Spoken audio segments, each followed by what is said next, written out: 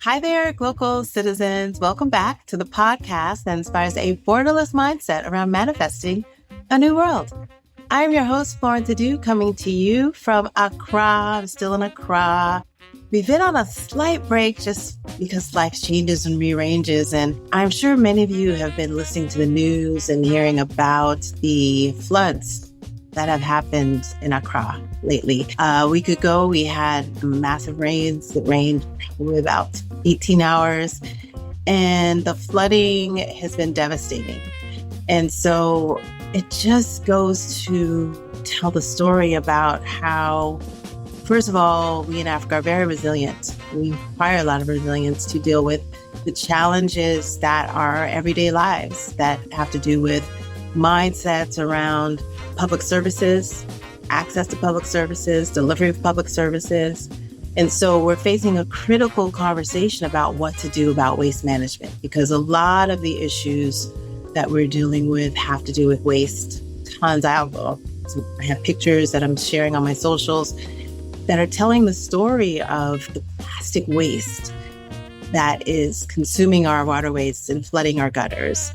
And then we also have the idea of illegal settlements. And that's another issue that has to do with poverty and the ability for people to find homes and build homes in places that are zoned and sanctioned for the growth that we're dealing with in our urban areas. And so I'm just bringing that to light and to attention because I'm really excited about this conversation that I'm having with a young lady today who is a change agent. And that is the theme, is so that we don't have these kinds of climate challenges, we need a generation of young people that understand how to advocate for themselves, advocate for their communities, and really be invested in the solutions that are changing the narrative.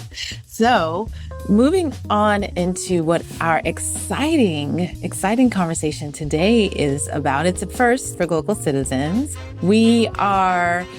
I'll give a little bit of background. We are familiar with the program that my guest is going to be talking about because the organization that is hosting it has been featured on the podcast before, and her mother is a friend to the podcast. So I will get to her bio and then we will get to our conversation. In the spirit of inspiring impact, my guest this week is a 14-year-old change agent. She believes in assistance through advocacy and service through sharing. A ninth grader or rising 10th grader now at Northwestern High School in Maryland. She is one of 12 participants globally in the Kudamana Partnerships International YAVA group, which kicked off its inaugural cohort in October of 2025. Fun fact, her mother and friends of the podcast suggested she join YAVA so she could use her new Instagram account to help people, and she agreed wholeheartedly. When not in school or doing work for YAVA, she enjoys theater, movies, cooking, and baking. And I guess we'll find out a little bit more about what she's doing this summer. Augusta Barlow, welcome to the podcast. Hi, thank you. Yay! So you are officially our youngest guest ever. And I'm really excited about this conversation because it is the spirit of Glocal citizenship to reach young people who are exhibiting who they are and who they want to be as citizens of the world. And so in this conversation, we're going to learn about the YAVA program. And as we always start on the Glocal Citizens podcast, I like to ask the question, where are you from? Where are you local? And in this case, what is your aspiring craft? I am from Maryland in the United States. I'm pretty local around here. I'd say I stay in this Maryland area, DC sometimes. The craft that I am really passionate about is honestly community things like community service and theater, so community art forms. When did you find that craft to be your calling? So how did you get into the idea of theater and sharing stories? Well, I've been doing it for quite some time. I would do plays in preschool and everything, but I feel like I really found that it was my calling in around 5th grade when I really just fully felt what I was doing and the joy I was bringing people by showing them a story they hadn't seen yet. Okay. And so when you think about storytelling, as a tool for communication, for changing minds.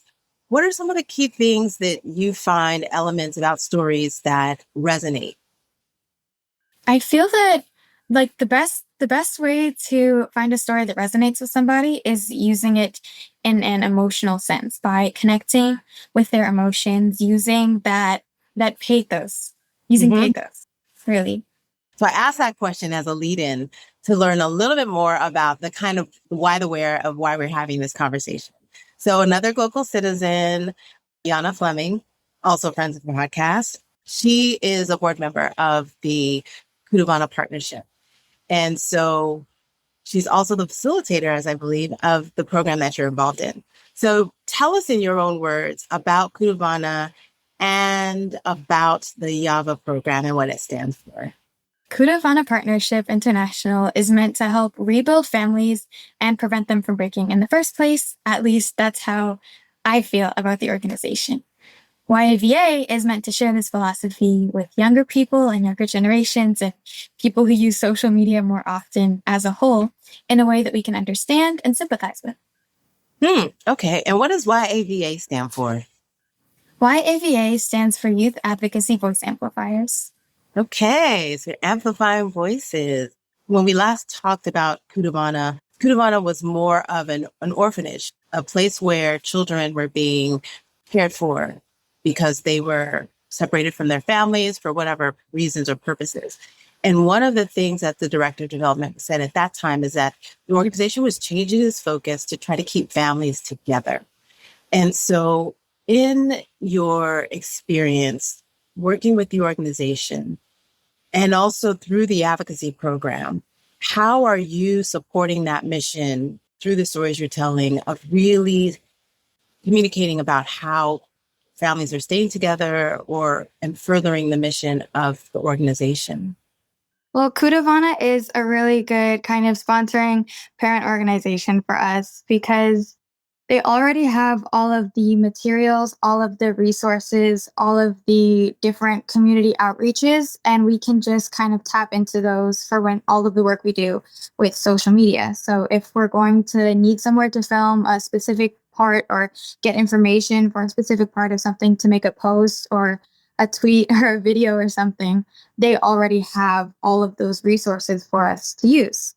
Now, when you think about what it means to be an advocate, when did you first familiarize yourself with advocacy? And what does it mean to be ethically an advocate?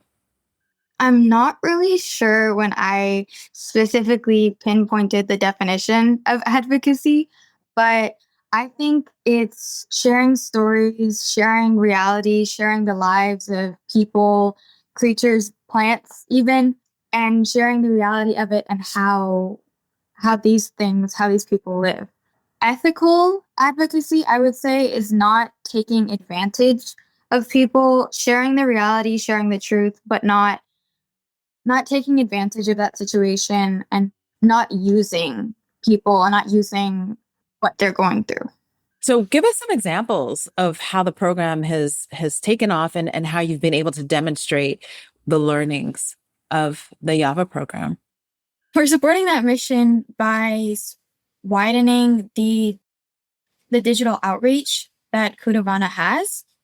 We're using social media, which is already used by millions of people daily. We're using that as a way to spread the message further in ways that just a website or occasional YouTube videos couldn't do. So the best way that we're doing it is by making connections with people. So if people are scrolling, they wouldn't really feel connected to a random video. But if they see it and they're thinking of family, which is what we've been doing a lot, family showing the similarities and the differences between families in these different areas by creating connections, it helps them get more involved with the organization and it brings more foot traffic. And that's the goal, right? To get more visibility for the organization and for the causes that will support these families. So let's talk about the process of being a part of the YAVA program. So mom suggested it and you said yes. Tell us about what exactly you all do, what the details are of the program. So I know this is the inaugural cohort, but if you were to make this an ad to reach the next cohort, how would you describe it and how would you sell it? Well, some of what we do, especially in the beginning, was a lot of research. We did a lot of research into other groups, other organizations that are doing things somewhat similar to what we're doing, like United Nations organizations. We were looking at what worked and what didn't work so that way we can perfect our channels and our areas so that we can get as much out there as possible and as much people being interested and coming back in. So I guess if I were to advertise it, I would say it's a lot of research, it's a lot of learning, but it's learning in a way that really does it feels like you're really gaining something. You're not just looking at information, you're learning about how you can present it in ways that actually truly does help people and that can catch people's attention. So tell us about your fellow youth advocates. Well, a lot of us were kind of spread out across the world. Most of us are in America, though. We have a few in the DC area, and the DC and Maryland and Virginia area. We have, I think, one or two in California. We have one in Spain, one actually in Zimbabwe, and one in Thailand. So, especially with a lot of the projects we've been doing that are centered around family and just different areas, I've learned a lot about what family looks like, not just my family or the people close to me, like in my area, families all around the world. So that's been very interesting as well. Interesting. So when you're deciding about how to approach the work that you're doing, what exactly does it mean to you to champion ethical advocacy? Well, advocacy online can look like many different things. Ethical advocacy is, in my own words, would be not taking advantage of the people in these situations, not taking advantage of the children. It would be showing the reality of it, but not using them in a way that's making fun of people or just simply using them for clout. Advocating ethically would be actually advocating and not just using somebody to get more clicks and likes and views. So what were some of the examples that were the don'ts versus the do's that we commonly would see and just kind of fall into the trap of, oh, this is just how the story goes? So in terms of when you were doing your research, finding red flags about that maybe unethical advocacy. A lot of unethical advocacy I saw was a little bit less unethical and a little bit more just it didn't work well because it didn't connect with people. I really do think that connection is the best way to get these messages out. It would make all of the situations seem that they weren't actual situations happening to actual people, more like they were characters in a story, which obviously is not true. It would really just separate us from them when in reality it's all us. So I really believe that separation does not help at all. That's one of the examples I would say is unethical advocacy. Good point. I like to ask a question about Glocal speak, adding to the idea of ethical advocacy in the program. Were there any words or sayings that brought you all together that you could consider, Glocal speak for the program and the work that you're doing? It's the one that's actually in our Instagram bio. We share our peers' voices, same age, different realities. One of my fellow cohorts wrote that actually, America. It really, in my opinion, it kind of encapsulates our whole message. We're, at least us specifically, the ones working in YAVA, we're the same age as these people. We're the same age. We might be a little older or a little younger, but we're all the same age. We're just living in different realities. I feel that is Glocal speak, and that is also really just the whole point of our specific branch of YAVA. Okay, I like that. Say it again. We share our peers' voices, same age, different realities. That's the truth. Wow. So speaking of different ages and different realities, so you are an alpha. And what does that mean? Because I'll give you some context, right? So I'm a Gen Xer. And when I was a Gen Xer, we didn't know that we were Gen Xers. We knew that we were latchkey kids or children of, we knew the baby boomers, but we didn't really, it wasn't until I was an adult that I knew that I was part of Gen X. And so fast forward, social media and, the onslaught of technology and digital living has made it so that every generation knows who they are, when they are. And now specifically, you are part of the alphas. What does that mean to you? And what does that mean in terms of, carving out what advocacy is for your generation? Well, in my generation, I know on the younger side at least, a lot of our specific social media feeds aren't filled with people helping other people. It's not filled with a lot of advocacy unless you're maybe a rare case like I am or some of my friends. It's more filled with kind of like AI and just brain rot and not things that are actually helping anyone or stimulating the mind. I would spread advocacy by actually bringing it into those spaces, trying to filter out all of those things that don't really help people in any way and kind of, in fact, harm us. I would filter all of those out and try and put in, which is what we're trying to do, try and put in more advocacy, put in more real stories, put in more actual experiences where people can help or at least be aware. Mm-hmm. So you're kind of hip to the game, right? So you kind of get it. You know when they're trying to show you something that is not really real or something that's kind of fake.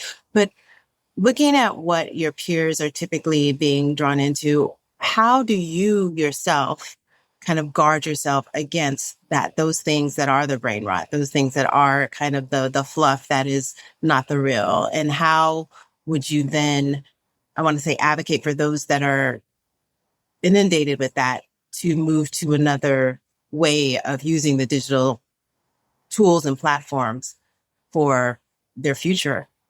When I feel like I'm being kind of brought into those spaces, what I like to do is I like to step back. I like to turn off my phone and go outside or read a book, just kind of disconnect from all of that to where the point from all of that social media to where the point it can get overwhelming. And I would try and I would do what YAVA is already doing, just more, like at a faster pace, trying to get more of it out, trying to filter it out faster to fix the problem quicker.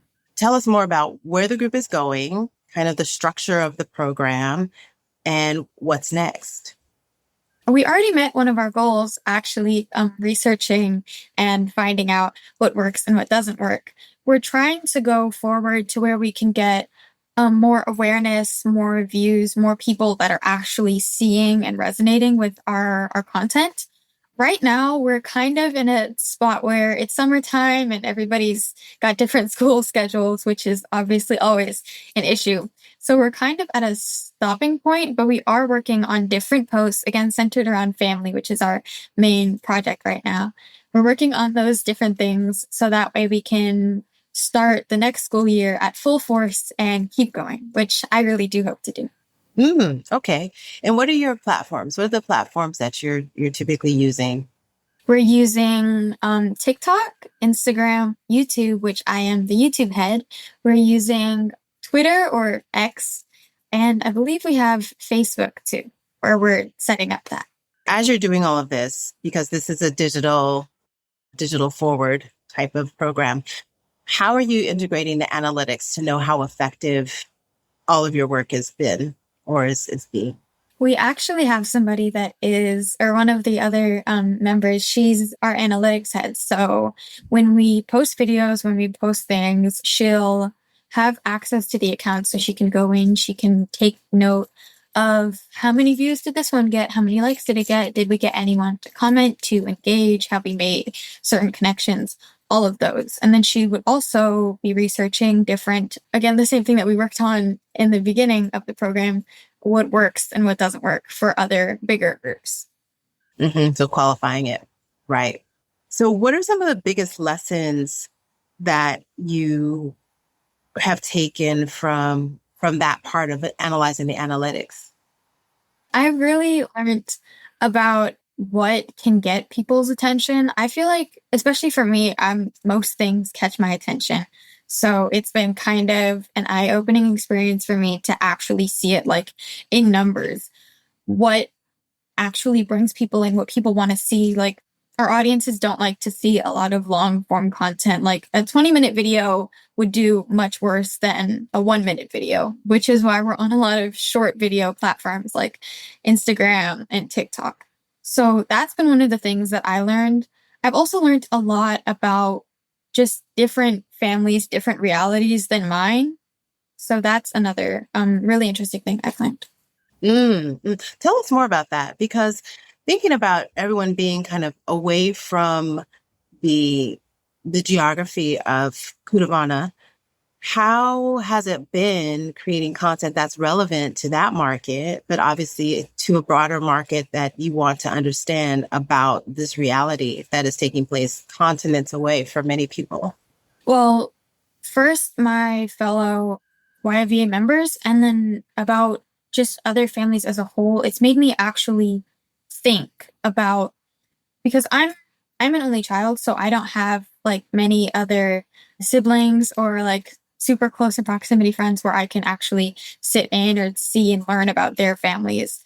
So being in this, especially with a lot of our projects and our posts that have been with photos of our different families, photos and sharing experiences, and then we have a lot of the options where you can comment and share your own experience. I feel like that has helped me learn a lot about it, and it has really made me think, which is hopefully what we're trying to get other people to do when you come and you watch our videos. Of course. So that makes me think about a mindset hack. So in the context of this program, in the context of your everyday life, how do you hack your mindset? Really, it's forming my own opinions and ideas about what I've been learning. That's really how I've been flipping my mindset. It's been putting myself into situations I'm not used to being in and learning how I can really change my mindset and change the way I've been thinking or the way I've been perceiving different things. Lessons for many of us. It's kind of that empathy side of things. Like, how would I relate if I were in that same situation? Kind of thinking. Yeah, I like that. Okay. So we know that the program has a capstone, right? So YAVA program has a capstone. Tell us about what that capstone project is like and how you're approaching it. Well, all of our capstone projects, we've each actually had different capstone projects. This is my project. I know one of our members, she has a project where she was setting up an interview with, I believe, an artist. And then we've had other capstone projects where we've had one idea, and then our project was to fully form that idea and post it on our own by getting photos from other people on, again, the family aspect of it, getting photos of our different families, of physical representations, and then just like around the house, like things that show family. So we've all had these different capstone projects, like talking to other people. It's mainly the main theme, but yeah. So very communications oriented and focused. Are you inspired to do more global travel? What are some of the kind of next ideas and concepts that you have for yourself as now a rising sophomore in the context of this program and just overall in terms of your own personal development? Well, I've always enjoyed community service, but I've been and helping out people too. But I've been so used to doing it in my own area, just staying in Maryland and doing everything in Maryland. I feel like being in this program has really opened my eyes to it's not, the entire world is not just Maryland. So I feel that maybe when I'm a little bit older and I can travel on my own, I would like to actually travel to these different places and not just travel for a vacation, to travel and actually help people to do charity work or community service, just finding out all of the ways I can help people around the world. Your background is also global, right? Because I know that your roots are not all in the US. You have some roots that are outside the US.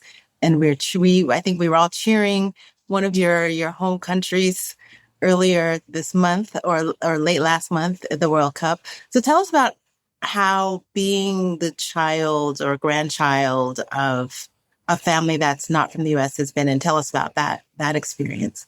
So my mother is from Cabo Verde or Cape Verde, and so is really my entire family on her side. So I'm half Cape Verdean.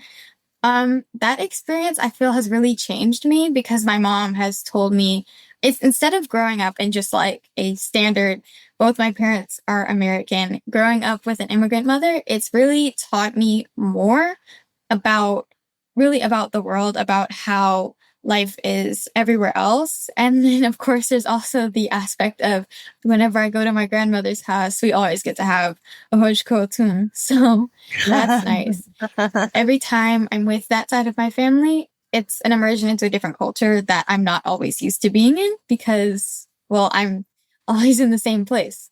So that really has, I feel, made me. It's really part of me. Yeah. Have you been to Cabo Verde yet? I've been once when I was 2, and I don't remember much. I think I remember some fireworks, but I'd really like to go again. Okay. Okay. And put that on your list. I'm sure it'll happen very soon. Thinking about a moment in doing this work that resonated with you, that was really, that just stood out, being in this global program with all these kids from around the world. And similar to you, they have parents who are from also American, but also from other countries. Tell us about that. Like what stood out, a moment, a project, an exercise. It was the What Does Family Mean to You project that really resonated with me the most. It really did make me think about other people's lives and their families. And all of our families look different, they act differently, and they live in different areas. But family, or at least the way we did it in our project, family is a feeling, family is an environment, family is safety and it's love, something that everybody deserves. So to have that, our work specifically has been mainly just like our small projects, our small posts that we've done. It's more for us, for our specific area, it's more about creating connections, not really saying that us as people living in a certain area are not any less of people with experiences and emotions and feelings like these. They're not any different from people living in another area like Zimbabwe. I live in America. So my idea of family, my how family looks like to me or what family looks like to me, it looks different, but the feeling, the space, the knowing that you're safe, that you're loved, that you feel comfort, it's something universally shared.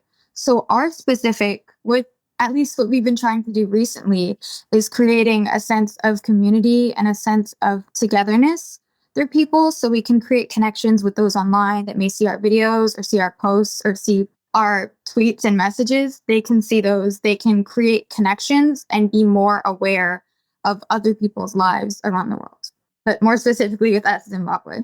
Let's look at Augusta when she is 10 years down the line, probably about to embark on her first career. Well, I will say many people your age are starting careers now, but let's just say you finish university or some kind of studies. What would be the why, the where? So where do you think you'd be working and playing and living your life, and why down the line? Well, as I said before, I really do love theater. I love movies. That's what I want to do in the future. So I think I would have a career somewhere in there and I could share and spread messages that way. There are lots of movies and lots of plays, lots of TV shows about the realities of other people, the realities living in another country. I think if I could do something like that, that would be my where and my why. Just somewhere sharing the reality of someone else's life. Ah, so this is great training for you. Yeah. Yeah, great training. Okay, Augusta. So we've talked about all these great things about the program that you're in and the experiences that have kind of helped build you into this advocate for life, ultimately, is what we're hoping. So let's now find out more about who Augusta is when she's not doing YAVA. Are you a reader? Are you a watcher? Are you a listener? Or what are some of the other things that you do in your leisure time? I would say I am a reader, watcher, and a listener. So all three. I love books. I love mystery books, especially. I love solving a mystery, a crime. I really do love movies. That's what I want to do with my life, or the main thing I want to do with my life, of course. Other things, advocacy. But yeah, and I really do enjoy music. I listen to music when I'm cleaning, when I'm working, when I'm on the bus. It's a big part of my life too. Okay. So what are some of your favorites? Some of your favorite reads that you might recommend for others? Some of your favorite watches that you might recommend for others? And what are you listening to today? Well, a really good book that I read a little while ago was called None of This Is True. It was a really good read. It really does live up to its title name. I don't want to share too much, but it is a really good book. And some movies I've watched. One of my favorite movie trilogies is actually the Knives Out trilogies. It's another mystery. I'm a big fan of mystery. That one I really do love. It's one of my favorites. And I like to listen to a lot of indie music, indie pop, R&B, things like that. Okay, indie pop. Okay, interesting. So are there certain DJs or certain artists that you gravitate towards? Well, one of my favorite artists is Lynn Lapid. She's actually from Maryland, so that's really cool. And yeah, I really do love her music. Okay, all right. So we have some great suggestions for our listeners from an alpha, because some of this crosses generations, so we love that. And so as we draw our conversation to a close, this has been so lovely, just kind of a breath of fresh air with fresh eyes. What are some last thoughts you'd like to share with our listeners and our watchers? I would think that my last thoughts are about youth voices. The voices of the youth matter. We are fresh eyes. We're a fresh perspective. We're pretty new on the scene, but we have things to say. You should always listen to us, really. And the voice of a young person is just as valuable and just as worth listening to as the voice of an adult. And please go support YAVA and KBPI. Okay, good. Great last words. Thank you so much, Augusta. We really appreciate your time. All right, Glocal citizens, this has been another episode of the podcast. You can catch us Tuesdays with new episodes at localcitizenspod.com or wherever you get your podcasts. Please do like, share, subscribe, leave us a review, check out the show notes. You'll get to know more about the YAVA program, about the Kudumana partnership, and a little bit more about what's going on in our local. If you want to share some kind of support for the flood victims here in Accra, we would really appreciate it. So until next time, bye for now.